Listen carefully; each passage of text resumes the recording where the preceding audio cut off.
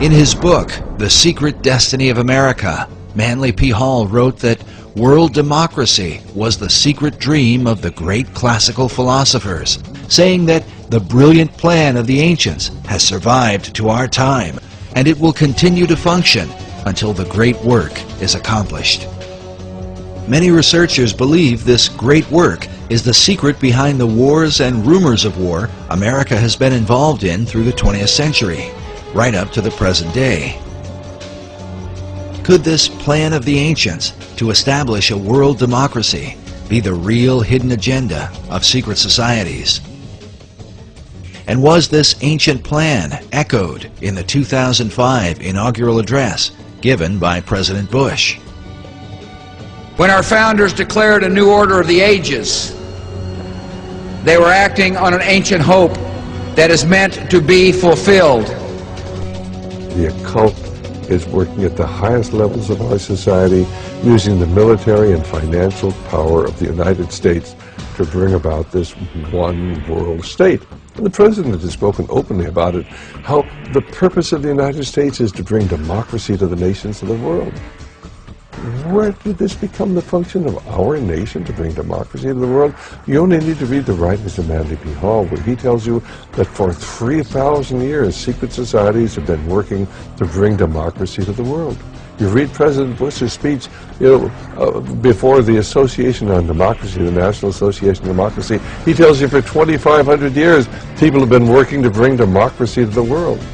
Yet the ancient philosophers recognized that a true democracy could only be achieved by a society of perfected men. The perfected men would be comfortable in a true democracy. And probably a true democracy cannot emerge until there is enough of such human beings in the world that can take over the government of man. And it will be that kind of leadership. It'll be like Plato's vision of the philosopher king, the man who has wisdom and the man who has power. Democracy has the occult promise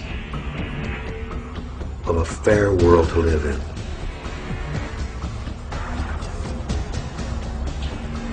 Now, you mentioned the occult promise. How would you define a term like that for an audience who's... Well, probably define that term by saying that promise is explain the word occult. Well, it's obscure. It's hidden, not visible to the normal eye. So an occult promise is something that is inherent, but only visible to those who have that inner vision.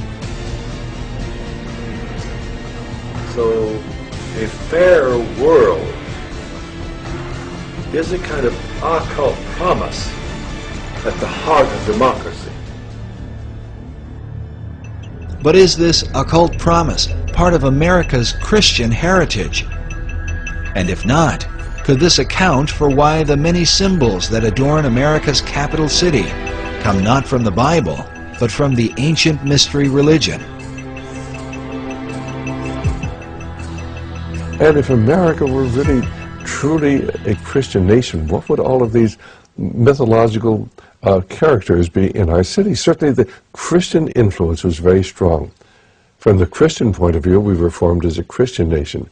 But from the occultist point of view, and those associated with astrology and the ancient mystery religions, America was, of course, and Washington, D.C. was to represent their position. So you've had the two forces, in America ever since its formation. While it seems that most of America's leaders have upheld Christian ideals, their reason for doing so is often questioned. If they were Christians, why would they erect monuments to pagan gods and goddesses? And if they were pagans, why confess to Christian ideals? Manly Hall suggests the reason may have been one of self-preservation. He argues that because of the persecutions of organized religion in the Old World, the secret societies employed even greater methods of secrecy to protect their occult philosophies, making themselves sound as though their beliefs had to do with Christianity, which was the dominant belief in Europe, and eventually America. He says the pagan intellectuals reclothed their original ideas in a garment of Christian phraseology, but bestowed the keys of the symbolism only upon those duly initiated and bound to secrecy. It is for this reason that all secret societies have an initiation process whereby members are bound by blood oaths not to reveal the secrets of the order. A chief factor that contributes to confusion about the beliefs of America's founders is the presence of Rosicrucianism. The Rosicrucians are a mystical, arcane society that played a major role in the development of Freemasonry. The rose and cross, which symbolize the society, are also the source of its confusion. The rose is the symbol of secrecy and represents the pagan mystery religions, while the cross symbolizes Christianity. Rosicrucianism is when the two are combined. Because of this, one can begin to understand how a man like Charles Thomson could be famous for his English translation of the Old and New Testaments, and at the same time approve the design of the Great Seal for the United States with the all-seeing eye of Horus floating over an Egyptian pyramid. Thomson was closely associated with a man named Peter Miller, a well-known 18th century Rosicrucian and the leader of the Ephrata community in Ephrata, Pennsylvania. The Ephrata cloister is believed to have been the first esoteric settlement in the New World, with connections to some of the founding fathers, such as Benjamin Franklin and George Washington. The early Ephrata movement clearly held mystical beliefs, even driving stakes into doorways to ward off evil spirits. We now know for certain that they were Rosicrucians. It was Washington was close to these individuals, as well as Franklin and Washington and Jefferson. Benjamin Franklin even enlisted the aid of Peter Miller to translate the Declaration of Independence into a number of European languages and to inform the world of America's independence. The printing for these translations was done at the Ephrata cloister. Peter Miller would have been further connected to many of the founding fathers through the American Philosophical Society, founded originally by Benjamin Franklin in 1743. The Society's members included such prominent figures as Thomas Paine, Alexander Hamilton, Thomas Jefferson, the Marquis de Lafayette, George Washington, Charles Thomson, and of course, Peter Miller. Later members would also include such names as Charles Darwin and Thomas Edison. Franklin Society is thought to be directly related to the earlier concepts set forth by Sir Francis Bacon. According to Michael Howard in his book, The Occult Conspiracy, Franklin's American Philosophical Society was operated in the same tradition as the Royal Society in England, which was based on Sir Francis Bacon's Rosicrucian concept of the Invisible College.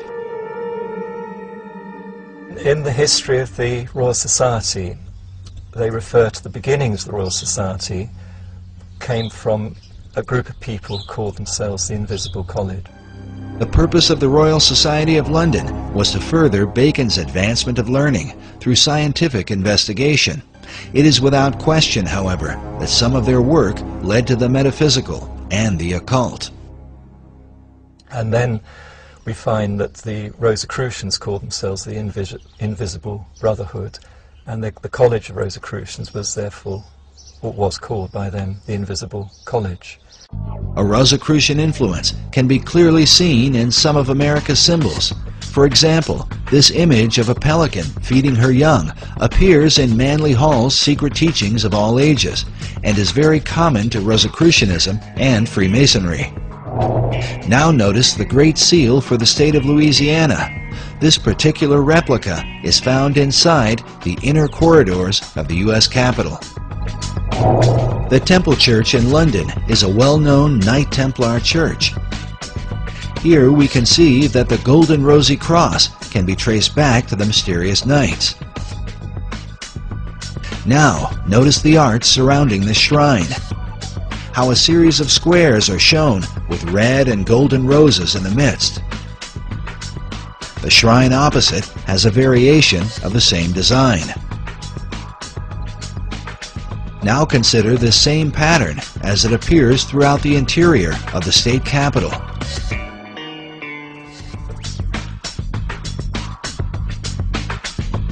Inside the old Supreme Court room,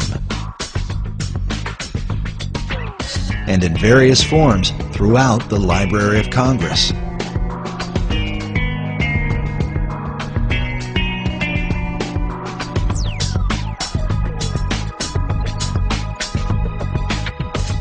Sir Francis Bacon became the chief of the Rosicrucians in England. His famous saying, "Knowledge is power," is found written inside the Library of Congress, while a statue of Bacon can be seen on the upper level. Elsewhere in the main library is a Baconian passage from his collection of essays. It reads, "The inquiry, knowledge, and belief of truth is the sovereign good of human nature." This saying is found over a statue representing philosophy. Could this be an indication that Baconian philosophy governs the New World concept? Bacon took his inspiration from the goddess Pallas Athena, known for her helmet of invisibility. Pallas Athena images also turn up throughout Washington, D.C.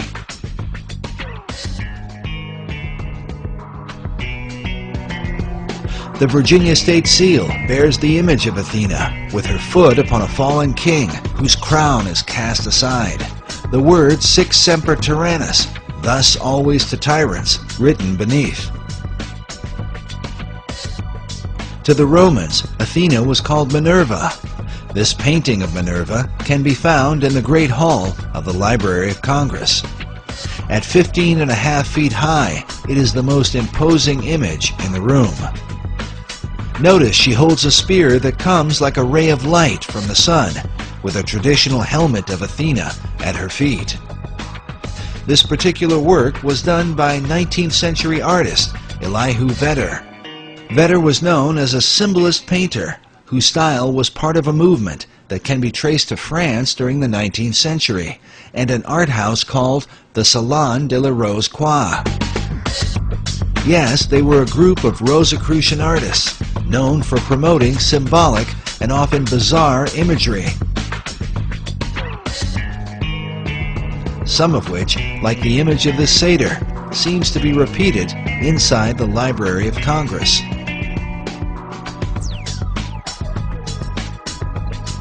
It's not clear if Vedder himself was a Rosicrucian, but one of his chief influences certainly was. William Butler Yeats was a prominent member of the Golden Dawn, a Rosicrucian secret society. Yeats, along with Irish mystic William Blake, are said to be two of Vedder's leading inspirations. Vedder's own occult themes are filled with haunting, esoteric imagery, like this work, which is called The Cup of Death. In addition to Minerva, Vedder was commissioned to do a series of paintings illustrating government, which can be found at the east end of the Great Hall in the Library of Congress. Now let's look again at this image from the Salon de la Rose Croix. It pictures Leonardo da Vinci on the right, dressed like Joseph of Arimathea, whom occultists believe was the original cupbearer for the Holy Grail. Beside him is Dante Alighieri, dressed as a Knight Templar. By now, most people are familiar with Da Vinci's arcane background thanks to Dan Brown's Da Vinci Code. Most are also familiar with Dante's Inferno, representing the many circles of hell. But according to Michael Howard, Dante was no ordinary writer. He was in fact a Rosicrucian Grand Master who wove Rosicrucian philosophies into his writings. Masonic philosopher Albert Pike wrote that it was Dante who first publicly expounded the symbol of the Rose Cross, something partly seen in William Blake's sketch of Dante's Paradise, with a cross in the center. But now look at this drawing done by famed artist Gustave Doré. The title of Doré's illustration is, quote, "The saintly throng in the form of a rose."